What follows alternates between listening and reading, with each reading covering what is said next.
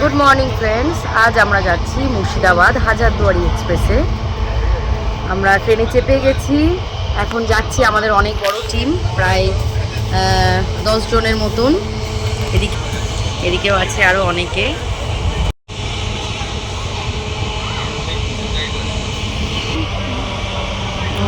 মুর্শিদাবাদ যাওয়ার জন্য শিয়ালদা থেকে প্রতিদিন সন্ধ্যায় ভাগীরথী এক্সপ্রেস, কলকাতা স্টেশন থেকে প্রতিদিন সকালে হাজারদুয়ারি এক্সপ্রেস, এছাড়াও কলকাতা থেকে সপ্তাহে 3 দিন ধনধান্য এক্সপ্রেসে করে সরাসরি মুর্শিদাবাদ যাওয়া যায়।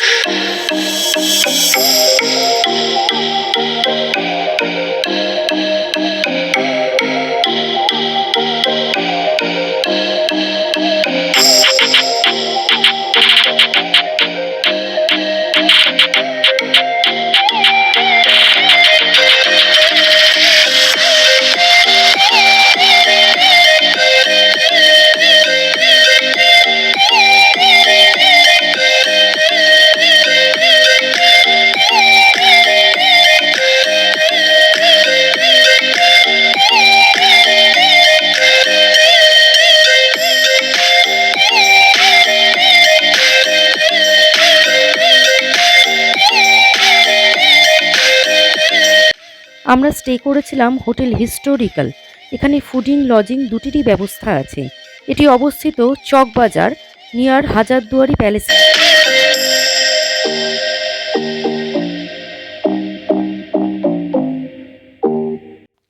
এই হোটেলটি একদমই নতুন এবং স্টেশনের খুবই কাছে। টোটো করে আসতে মাত্র 10 মিনিট সময় লাগে।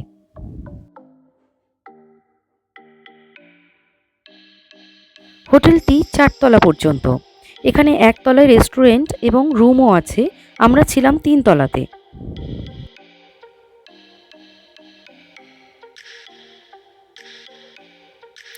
চলুন আপনাদের একটু রুমগুলো ঘুরে দেখাই। লিফটে করে আমি আগেই 3 তলায় উঠে পড়লাম।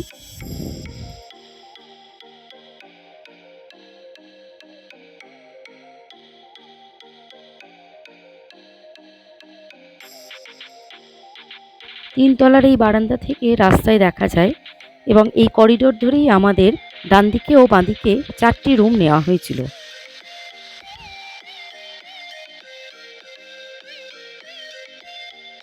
এটা আমাদের রুম। এই রুমের সাথেই লাগোয়া বারান্দা আছে, অ্যাটাচ বাথরুম। রুমে এসি, এলসিডি স্ক্রিনের টিভি এবং বাথরুমে গিজার সবই আছে। রুমটিও যথেষ্ট পরিষ্কার পরিচ্ছন্ন, আপনারা দেখতেই পাচ্ছেন। এই যে এটি একটি বারান্দা ছোট্ট মতন।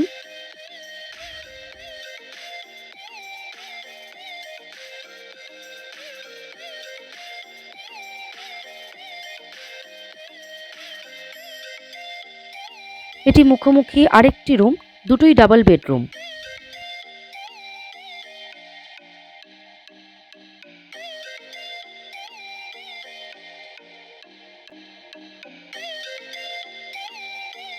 এটি আরেকটি রুম, তবে এটি 4 বেডেড, 4 জনের থাকার জন্য যথেষ্ট।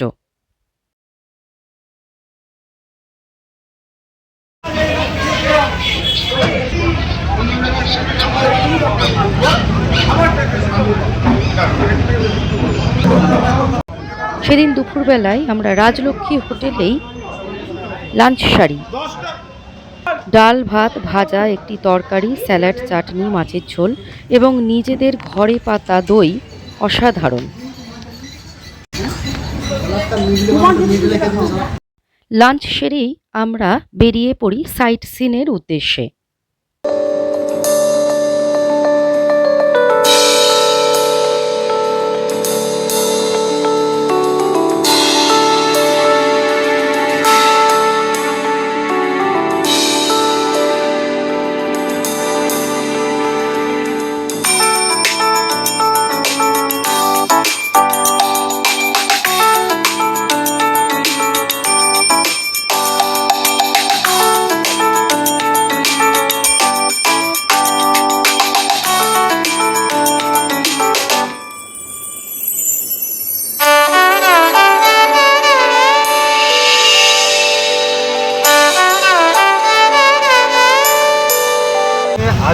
আয়েশা বেগমের সমাধি হুম সবাই জানে বা সবাইকে রটানো হয়েছে যে জ্যান্ত সমাধি, এটাকে ফেমাস করার জন্য জ্যান্ত সমাধি।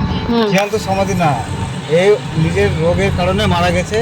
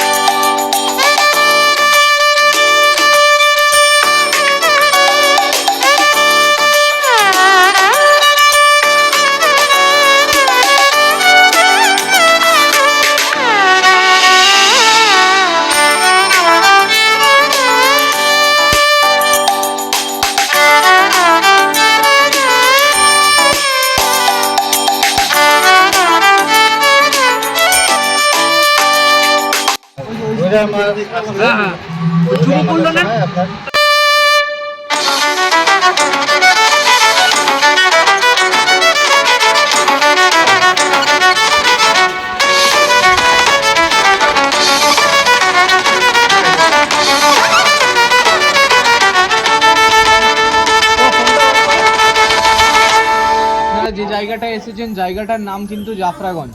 ভিতরে আছে নবাব মির্জাফর, তার পারিবারিককে নিয়ে পুরো 1100 সমাধি আছে। এর ভেতরে কিন্তু 1100 কবর বলি না, মেন কবর যেগুলো আছে তাদের কবরগুলো বলে দিই। হাজারদুয়ারি প্যালেস আপনারা যেটা দেখতে এসেছেন এটা তার মালিকের কবর। এনার নাম কিন্তু নবাব নাজিম হুমায়ুন শাহ। হুমায়ুন শাহ হচ্ছে মির্জাফরের পঞ্চম বংশধর। ইনি বানিয়েছিলেন হাজারদুয়ারি প্যালেসটা, যেটা আপনারা দেখবেন তার মালিকের কবর। আসুন। দ্বিতীয় কবরটা হুমায়ুন শাহর বাবা, এনার নাম হচ্ছে ওয়ালাজা। ইনি নবাবি করেছেন 3 বছর, 1821 থেকে 24। 3 নম্বর কবর যেটা আছে হুমায়ুন শাহর কাকা, নাম কিন্তু আলিজা, 11 বছর নবাবি করেছেন 1810 থেকে 21। হাজারদুয়ারির ভেতরে যখন যাবেন এসব নবাবদের ছবিগুলো দেখতে পাবেন। আসুন।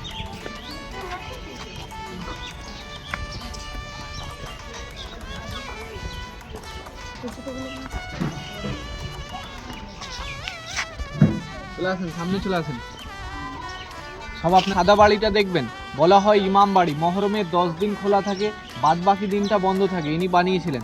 এনার নাম আছে ফ্রেদুন শাহ। প্রথমটা আপনাদেরকে দেখালাম হুমায়ুন শাহ, তার ছেলের কবর এটা, ফ্রেদুন শাহ নাম আছে। কবরের 5টা ছেলে ছিল, সব থেকে বড় ছেলে ছিল মিরন, যার কবর পাবেন বিহারে, রাজমহলে কবর দেওয়া আছে। আর এই মিডিল লাইনে হচ্ছে 4টে ছেলের কবর। ওটা হচ্ছে মুবারক দাউলা, এটা আশরাফ দাউলা, এটা সাইফুদ্দাউলা, ওটা নাজেমুদ্দাউলা। এই একটার পর একটা কবর দেওয়া আছে। এগুলো কিন্তু মির্জাফরের ছেলে। বড়টার বিহারে আছে, রাজমহলে কবর দেওয়া আছে। ওর সামনে সাদা কবরটা, পাশে 2 পাশে হচ্ছে 2টো কাকার কবর, এগুলো মির্জাফরের কাকা। ওটা হচ্ছে নাজাব খান, এটা নাজাফি খান। মাঝখানে সাদা কবরটা মির্জাফরের, মীর মোহাম্মদ জাফর খান, শর্ট নাম মির্জাফর। এটাই কিন্তু মির্জাফরের কবর আছে। পাশে 2টো কাকা আছে। মির্জাফরের বাবার কবর, এনার নাম হচ্ছে সৈয়দ আহমদ হুসেন নাজাফি। এরা কিন্তু এখানকার লোক ছিলেন, নজফদের লোক ছিলেন বলে এদের টাইটেলটা নাজাফি। মির্জাফর মুর্শিদাবাদে 3টে বিয়ে করেছেন। প্রথম ঘেরার মধ্যে শাহ খানম, আর দ্বিতীয় ঘেরার মধ্যে হচ্ছে বাব্বু বেগম। উন্নি বেগমেরটা আবার যাবার সময় দেখাবো। মির্জাফরের 3 নম্বর বইয়ের কবর। আচ্ছা, এটা যেহেতু মানে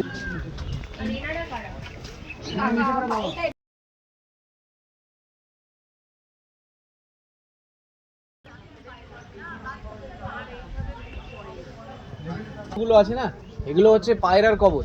300 বছর আগে কোনো ডাক পিয়ন ছিল না, তখনকার দিনে তো মোবাইল ছিল না, তাই জন্য একটা মিরন পুষেছিল বাজ পাখি, আর একটা পুষেছিল আপনার পায়রা। এদের কাজ ছিল চিঠি নিয়ে আসা যাবা। এদিকটাই যত কবরগুলো আছে এগুলো হচ্ছে সব মির্জাফরের বংশধরদের কবর আছে। ঘেরার ভেতরে যত কবরগুলো দেখতে পাচ্ছেন এগুলো সব মহিলাদের কবর। মহিলারা বোরখা পরে বেরাতেন, মরে যাবার পরও এদের কবরগুলোকে ঘিরে রাখা। দান করেছিলেন, যেরকম একটা স্কুল দেখতে পাবেন আর মসজিদ, তো ইনারই টাকার ইন্টারেস্টে স্কুল মসজিদটা এখনো চলে। জাফরাগঞ্জ মকবরাটি গার্ডেন ছিল, পরে এটি কবরস্থানে রূপান্তরিত হয়। এখানে 1100টি কবরস্থান বিরাজমান এবং এখনও তাদের বংশধরদের কবর দেওয়া হয়।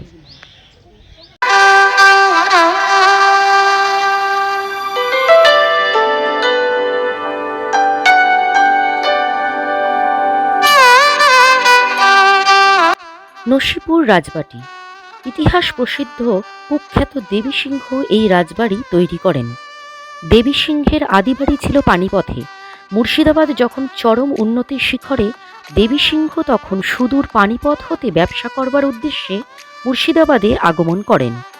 তিনি বিভিন্ন উপায়ে প্রচুর ধন সম্পত্তির অধিকারী হন এবং বসতবাড়ির জন্য হাজারদুয়ারির অনুরূপ প্রাসাদ তৈরি করেন। নসিপুর রাজবাটি এবং দেবী সিংহের বংশধরেরা বর্তমানে নসিপুর রাজবাটিতে থাকায় বিগ্রহের পূজাপাঠ ও সকল প্রকার অনুষ্ঠান ধুমধামের সঙ্গে সম্পূর্ণ হয়। নসিপুর ঝুলন যাত্রার জন্য বিখ্যাত। এই উপলক্ষে এখানে পুরাণ অবলম্বনে পুতুল নাচ দেখানো হতো। এখানে এখনও বর্তমানে দশাবতার ও মহাবীরের মূর্তি বিদ্যমান।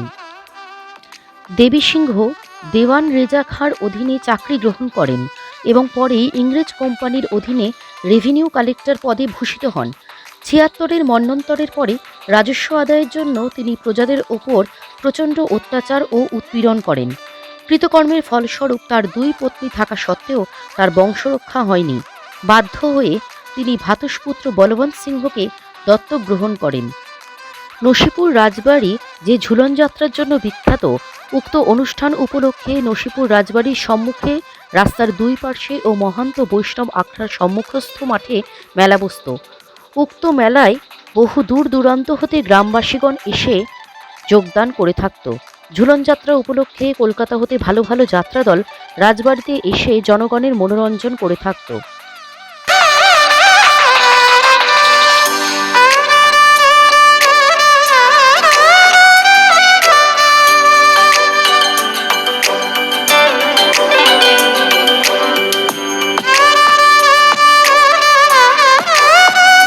নসিপুর রাজবাড়িতে এখনও বহু মূল্যবান আসবাবপত্র দেখা মেলে। বহু পেন্টিং, বেলজিয়াম কাচের আয়না, বাথটাব এবং বিভিন্ন কাঠের সামগ্রী এগুলো এখনও অবধি বিদ্যমান।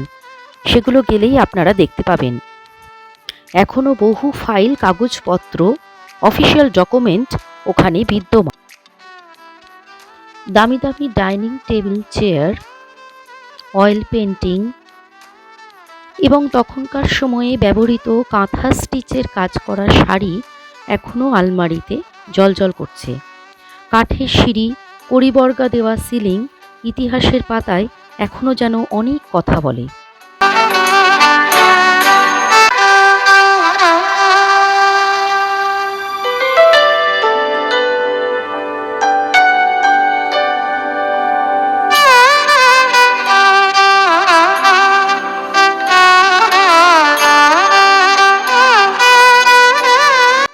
এরপর আমরা ওখান থেকে চলে আসি নসিপুর আখড়াতে।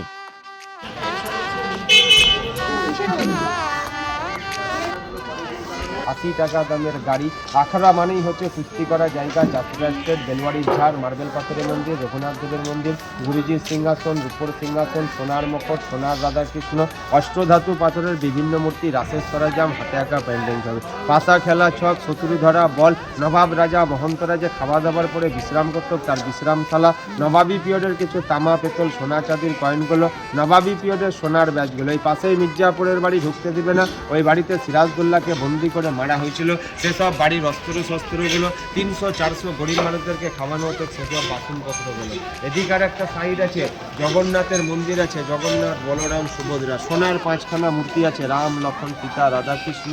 চন্দন কাঠের লক্ষ্মীনারায়ণ মন্দির, অষ্টধাতুর মূর্তি, নবাবী পিরিয়ডের ঝাড়বাতি। কৃষ্ণর বডিতে রাধা। 400 বছর আগে ডাক্তারি ছিল না, কবিরাজি জিনিসপাতিগুলো। সিরাজের সঙ্গে যে ব্রিটিশের লড়াই হয়েছিল, কামান ব্যবহার করা হয়েছিল, তার 2খানা কামান এখানে দেখানো হবে। নবাবী পিরিয়ডের এক্কা গাড়ি। এছাড়া আরও জিনিস আছে।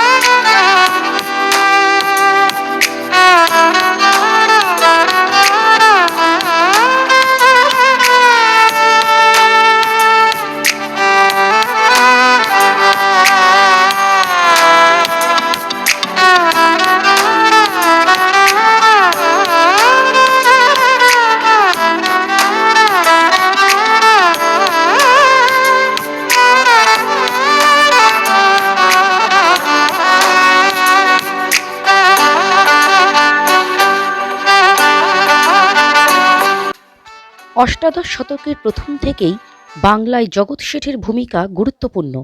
দীর্ঘ 50 বছর ধরে বাংলা, বিহার, ওড়িশা এমনকি দিল্লির অর্থনীতির মূল কাণ্ডারি তিনি। দিল্লির বাদশাহ প্রদত্ত জগৎ শেঠ উপাধি নিয়ে সমতুল্য হয়ে ওঠে বাংলার নবাবদের। টাকশালে মুদ্রা তৈরি, মুদ্রা বিনিময়ের হার, চড়া সুদে মহাজনী কারবারের নিয়ন্ত্রণ তিনি ছিলেন। তাই জগৎ শেঠদের বলা হতো বাংলার ধনকুবের। এই ধনকুবের পরিবারও একসময়ে বৈভবের শিখর থেকে নামতে নামতে সাধারণের ভিড়ে হারিয়ে যায়। থেকে যায় তাদের ইতিহাস বিজড়িত স্মৃতিচিহ্ন। জগৎ শেঠের বাসস্থান সকলকে আমন্ত্রণ জানায় তাদের এই সংগ্রহশালায়।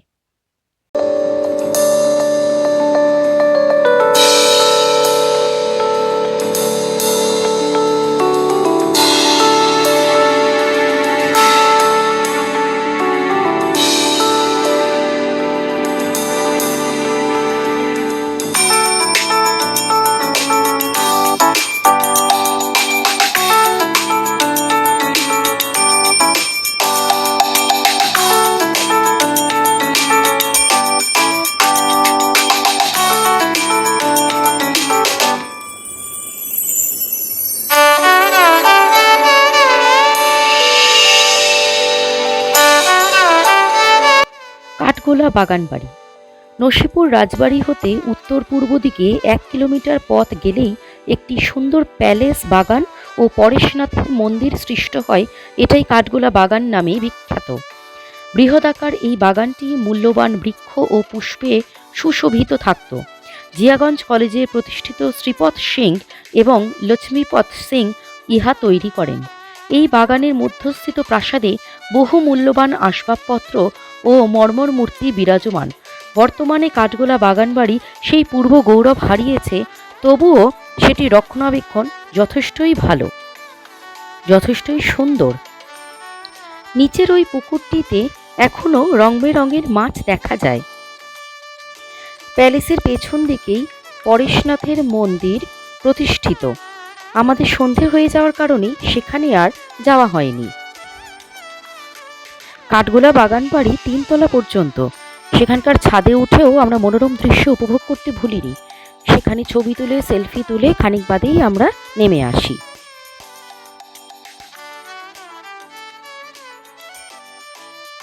এরপর বিকেল গড়িয়ে প্রায় সন্ধ্যের পথে তখন আমরা গিয়ে পৌঁছাই কাটরা মসজিদে। সেই আগের সৌন্দর্যায়নটা আর নেই। তবে মুর্শিদ কুলি খান আমলে এই বাগানের মধ্যে চারিদিকে সবজি বাজার বসতো। সবজি বাজার বসতো বলে এই জায়গাটার নাম হচ্ছে সবজি কাটরা মসজিদ। আপনারা বেড়াতে কাটরা কাটরা মসজিদ হচ্ছে বাজার, যেমন কলকাতা বড় বাজার আছে, রাজাকার। এই যে মিনার, এর হাইট হচ্ছে 70 ফিট। এতে ওঠার জন্য 67টা সিঁড়ি আছে। কয়েক বছর আগে দিল্লির কুতুব মিনার অ্যাক্সিডেন্ট হওয়া বন্ধ করে দেওয়া হয়। যেমন কুতুব মিনার, চার মিনার, ফিরোজ মিনার, শহীদ মিনার সব বন্ধ। আর ভারতবর্ষে কোনো মিনার আপনাদের উঠতে দেবে না। আর দেখুন যে টাওয়ারে গায়ে সব ছোট ছোট ফুটোগুলো রয়েছে। এই ফুটোগুলো দিয়ে ভেতর থেকে সৈন্যরা বাইরের সূত্রকে ফলো করতেন এবং সানলাইটটা ঢোকার জন্য দুটো কারণেই ফুটোগুলো তৈরি করা হয়েছে, কারণ তখন কোনো লাইটের ব্যবহার ছিল না। এই যে স্যার সামনে দেখুন, এই দোতলা ঘরগুলো দেখতে পাচ্ছেন, একে তখনকার সময় বলা হতো ছাত্রাবাস বা অতিথিশালা, এক কথায় গেস্ট হাউস। এখানে গেস্ট বলতে শুধুমাত্র স্টুডেন্টদের বোঝানো হয়েছে। এটা হচ্ছে মাদ্রাসা, ইসলামিক শিক্ষা কেন্দ্র। একটা সময় 700 কোরআন পাঠার্থী একসঙ্গে বসে কোরআন পাঠ করতেন। প্রত্যেকটা ঘরে 4টা করে স্টুডেন্ট, একটা করে মৌলানা টিচার। কি পড়ানো হতো? উর্দু, আরবি, ফার্সি। আর এখন কি পড়ানো হয়? ইংরেজি, বাংলা, হিন্দি। তখন বাংলা ভাষাটা প্রচলিত ছিলই না। আর দেখুন প্রত্যেকটা গেটের হাইট সব ছোট করে দেওয়া আছে। আমাদের জন্য তো ঠিকই আছে, তখনকার লোক তো ম্যাক্সিমাম হাইট লম্বা লম্বা ছিল। এর মানেই হচ্ছে মসজিদ কিংবা মন্দিরে ঢুকতে হলে মাথা নিচু করে সম্মান জানিয়ে ভেতরে ঢুকতে হয়, সালাম জানিয়ে ভেতরে ঢুকতে হয়। ক্লিয়ার? চলুন চলুন ভেতরে।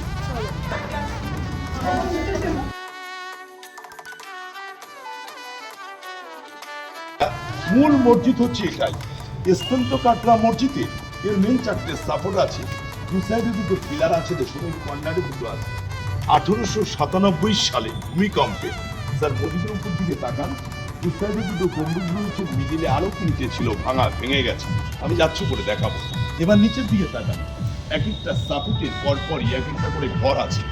এই টোটাল মসজিদটা হচ্ছে আন্ডারগ্রাউন্ড সিস্টেম পুরোটাই। এগুলো হচ্ছে আপনার ড্যাম প্রুফ, হাওয়া বাতাস চলাফেরা করার জন্য, ভেতরটা যাতে শুকনো থাকে, স্যাঁতসিধে ভাবটাতে না হয়। ঘরে যেমন ঘরের ভেন্টিলেশন থাকে তো উপর দিয়ে, এটা হচ্ছে নিচ দিয়ে। আর একটা কাজ হতো, সেটা হচ্ছে বাংকার টাইপের। বাংকার সোলজারদের একটা আত্মগোপন করা একটা জায়গা। আগেকার নবাব তো মারামারি কাটাকাটি একটা ব্যাপার ছিল, মারতে গেলে তো মরতে হবে, তো তাদের একটা সেল্টার। আর দেখুন প্রত্যেকটা ওয়ালের মিডিলে এরকম একটা করে খোপ রয়েছে। মসজিদটা তৈরি হয়েছে আজ থেকে প্রায় 300 বছর পুরো। তখন তো কোনো লাইটের ব্যবস্থা ছিল না বলে এখানে প্রদীপ জ্বালানো হতো। ওয়েস্ট বেঙ্গলের মধ্যে সবচেয়ে বড় মসজিদে এসে দাঁড়িয়ে আছে। ওয়েস্ট বেঙ্গল আমাদের এই জেলার নাম, মুর্শিদাবাদে আপনারা বেড়াতে এসেছেন, এই জেলার আগের নাম ছিল মকসুদাবাদ। নবাব মুর্শিদ কুলি খান নাম অনুসারে পরবর্তী ডিস্ট্রিক্টের নাম হয়েছে মুর্শিদাবাদ। ইনি ছিলেন বাংলা, বিহার, উড়িষ্যা, হয়তো 3টে স্টেট একই ছিল। প্রথম নবাব মুর্শিদ কুলি খান, যার সমাধিটা থাকবে আপনাদের পায়ের নিচে। ভুলবশত একটা বাচ্চার গায়ে যদি পা লাগে তাকে আমরা প্রণাম করি, সালাম করি। একজন নবাবের বুকের উপর দিয়ে আপনারা জুতো পরে হেঁটে যাবেন কেন? মসজিদে এসছেন, নামাজ পড়ানো হয় না, হয় না বলে ম্যাম আপনারা ঢুকতে পারছেন, ঠিক আছে নামাজ পড়া না হোক, এর ভেতরে মন্দিরটা কেন আছে? উনি হিন্দু থেকে মুসলিম কেন হলেন? ওনার বুকের উপর দিয়ে কেন হেঁটে যাবেন?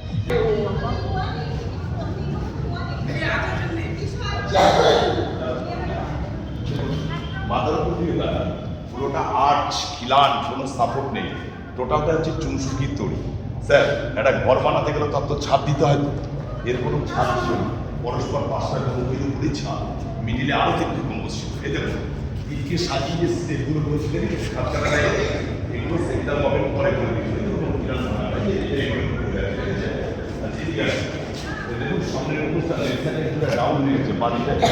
মুর্শিদ কুলি খান টোটাল মুর্শিদাবাদে 18 জন নবাব, তার মধ্যে 17 জনই মুসলিম। একমাত্র নবাব মুর্শিদ কুলি খান জন্মসূত্রে হিন্দু, পরবর্তী মুসলিম।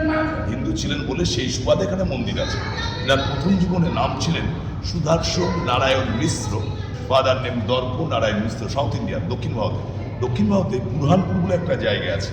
এই বুরহানপুরেই এক ব্রাহ্মণ পরিবারে তার জন্ম হয়। মুর্শিদ কুলি খান যখন ছোট ছিলেন তখন তাকে এক হাজিস বাইরের কাছে কৃতদাস রূপে তাকে বিক্রি করে দেওয়া হয়। সেখান থেকেই তার নাম পরিবর্তন করে, হাজি সাহেব তার নাম পরিবর্তন করে তার নাম রাখেন মোহাম্মদ হাদি। তারপর হচ্ছে কর্তলক্ষা, মুর্শিদ কুলি খান হচ্ছে উপাধি। তখন দিল্লির সম্রাট ছিল অরঙ্গজেব, এখানে ছিল বর্গি ডাকাতের উৎপাত, আর মারাঠিদের বর্গি বলা হতো। বর্গিদের সর্দার ছিল ভাস্কর পণ্ডিত, তার স্পট আছে নদীর পারে, এখানে কর আদায় করতে পারতাম, তার টাকা আদায় করা। এরাও তো নীলকর সাহেবদের কিছু কম ছিল না, এরাও তো তৎকালীন গরিব প্রজাদের মেরে ধরে কর আদায় করতেন। অরঙ্গজেব এই মারাঠাদের সঙ্গে যুদ্ধ করে করে অর্থশূন্য হয়ে পড়ে। মুর্শিদ কুলি খান 1702 খ্রিস্টাব্দে অরঙ্গজেবের দরবারে 1 কোটি টাকা রাজস্ব নাজরানা পাঠায়। 1 কোটি টাকা। পরিবেশটা দিয়ে তাকান স্যার, ওয়েল মেনটেনের বাসি করে গেছে, ঠিক আছে। আচ্ছা এবার স্যার পায়ের নিচের দিকে তাকান, সরু সরু পাতলা পাতলা ক্যাসেটের মতন শাড়ি, একদম 4x4 এর। আগে যেমন ক্যাসেট ছিল না, ক্যাসেট একে বলা হয় পোড়া মাটির বাংলা ইট। সরকারি কাজে অর্ডার দিয়ে এগুলো তৈরি করতে হয়, পাবলিক ব্যবহার করে না, খরচাটা বেশি, কেন যেন আলাদা ডাইস লাগে। পুরো মাঠের মধ্যে 2000 লোকের নামাজ পড়ার জায়গা। অতীতে একটা সময় 2000 লোক একসঙ্গে বসে নামাজ পড়তো, এখন আর নামাজ পড়া হয় না। দেখুন এই মাথা থেকে শেষ মাথা অব্দি রিং আছে।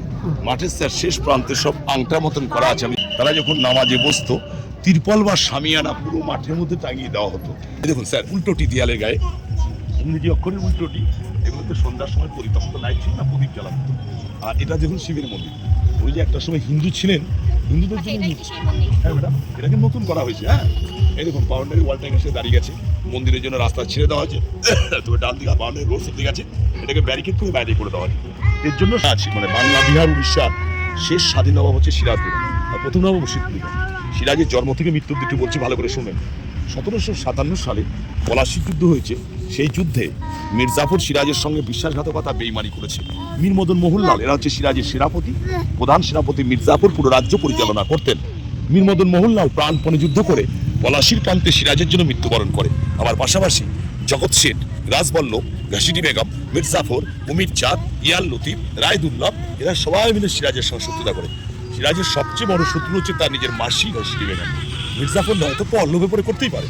সেই মীর জাফরের পুত্র মিলনের আদেশে মোহাম্মদী বেগ সিরাজকে শেষ করে।